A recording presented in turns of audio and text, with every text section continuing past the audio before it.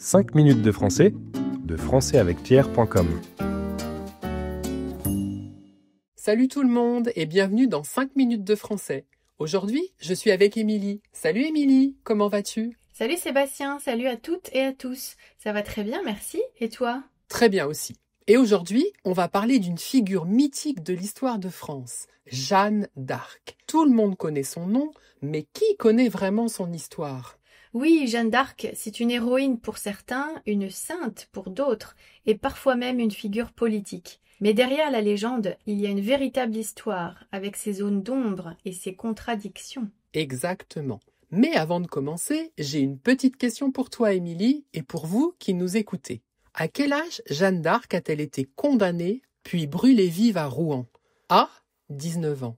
B. 25 ans. C. 30 ans.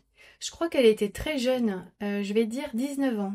Comme d'habitude, la réponse à la fin de l'épisode. Alors, reprenons depuis le début. Jeanne d'Arc naît en 1412 dans un petit village de Lorraine qui s'appelle Domrémy. C'est la fille d'un paysan, donc rien ne la prédestine à devenir célèbre. Oui, c'est une adolescente simple, très croyante, qui ne sait ni lire ni écrire. Mais à partir de l'âge de 13 ans, elle dit entendre des voix, celles de saints qui lui demandent d'aider le roi de France à chasser les Anglais. Parce qu'à l'époque, la France est en pleine guerre de 100 ans contre l'Angleterre. Et ça ne va pas très bien pour les Français. Exactement. Le roi Charles VII n'est même pas encore couronné et une grande partie du royaume est occupée. C'est là que Jeanne décide de passer à l'action. À 17 ans, Jeanne part rencontrer le dauphin Charles. Elle doit d'abord convaincre les autorités locales, puis elle se rend à Chinon où se trouve le futur roi. Et là, il y a une scène très célèbre. Pour la tester, Charles se cache dans la foule de la cour. Mais Jeanne le reconnaît immédiatement sans hésiter. Oui, c'est ce qui renforce l'idée qu'elle est guidée par une mission divine. Charles accepte alors de lui confier une armée pour libérer Orléans, assiégée par les Anglais. Et en 1429, c'est la victoire. Grâce à Jeanne et à son énergie, les Français reprennent confiance. On l'appelle désormais la pucelle d'Orléans. Après cette victoire, Jeanne persuade Charles d'aller se faire sacrer roi à Reims. C'est un geste politique et symbolique très fort. Oui, parce que depuis des siècles, les rois de France sont sacrés dans cette cathédrale.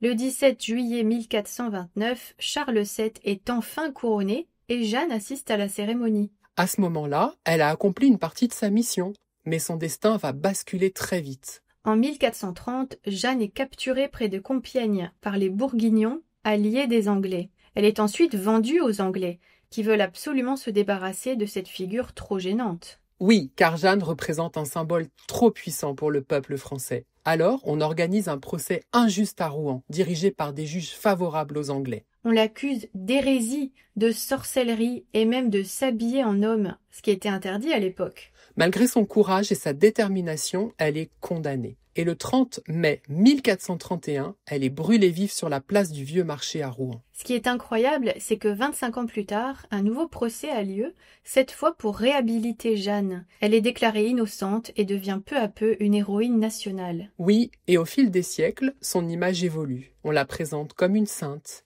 une patriote, une guerrière.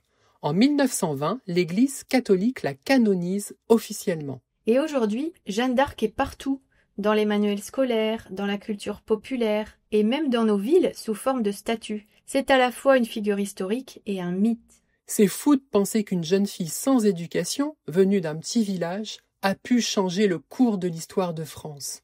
Bon, revenons à la question du début. À quel âge Jeanne d'Arc a-t-elle été condamnée? Tu nous avais dit 19 ans, et c'était la bonne réponse. Elle avait à peine 19 ans quand elle a été exécutée. Oui, elle était très jeune. Et pourtant, elle avait déjà accompli des choses extraordinaires. Oui, c'est ce qui explique qu'elle fascine encore aujourd'hui. Elle symbolise à la fois le courage, la foi et la résistance. Avant de conclure, on vous explique 3 mots ou expressions qu'on a utilisées aujourd'hui. Et on commence avec l'expression « être prédestiné », qui veut dire être promis d'avance à être ou à agir de telle ou telle manière. Ensuite, Émilie a utilisé le mot « hérésie ». C'est une idée, une opinion ou une pratique qui s'oppose aux opinions généralement admises. Et on termine avec le verbe « canoniser ». Être canonisé, cela veut dire être reconnu officiellement comme saint par l'Église catholique. Voilà, Comme toujours, vous pouvez télécharger la fiche PDF avec la transcription et le vocabulaire. Elle est dans la description ou sur notre site françaisavecpierre.com. Merci à tous et à très bientôt. Salut tout le monde! 5 minutes de français, de françaisavecpierre.com.